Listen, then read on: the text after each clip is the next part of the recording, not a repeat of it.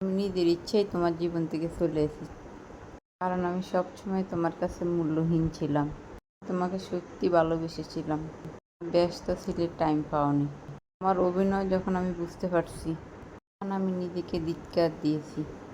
তো মিথ্যা, এত লুকোচুরির ভিতরে কোনো সম্পর্ক টিকে থাকেন কেন? জীবনে যাই করেন না কেন, কাউকে ব্যবহার করেন না।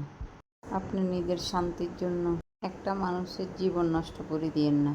মানুষটা যখন বুঝে যাবে আপনি তাকে ভালোই বাসেন না, শুধু নিজের সুবিধার জন্য ব্যবহার করছেন, সে আর ঠিক থাকতে পারবে না। ইউজ করার মতো জঘন্য কাজ কিন্তু খুব কমই আছে। একা থাকেন তবু কারো জীবন নষ্ট করেন না। যতই ভালোবাসো, এই 60 ধরনের মানুষ আপনাকে ছেড়ে যাবে। যে মানুষটা শুধু ওর নিজের ইচ্ছে হলেই আপনাকে ভালোবাসবে, সময় হলে তার খোঁজ নিব, অন্য সময় তার খোঁজে নেয় না, সে খোঁজও নেবে না আপনার। মানুষটা সারা জীবন আপনার জীবনে থাকার মতো মানুষ না। যে মানুষটার আপনার ছাড়া অন্য কেউ আছে, সেই মানুষটা একদিন না একদিন আপনাকে ছেড়ে যাবেই। কারণ সেই মানুষটা কখনো তার জীবনে আপনাকে প্রাধান্য দিবে না, দেয় নাই। আপনি শুধু তার কাছে শুধু অপশানে ছিলেন, শুধু প্রয়োজনে ছিলেন।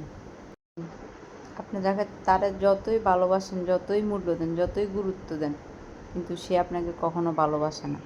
তাই যে মানুষটা আপনাকে, আপনার যে জিনিসটা খারাপ লাগবে, সেই জিনিসটা বারবারই একে ভুল করে, একেবার করে, সেই মানুষ কখনো আপনাকে ভালোবাসবে না। তো ভিডিওটা ভালো লাগলে সবাই ফলো দিয়ে পাশে থাকবেন নতুন নতুন ভিডিওর জন্য।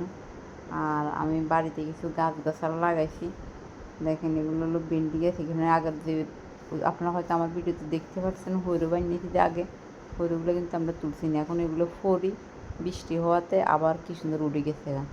সবাই ভালো থাকেন, আল্লাহ হাফেজ।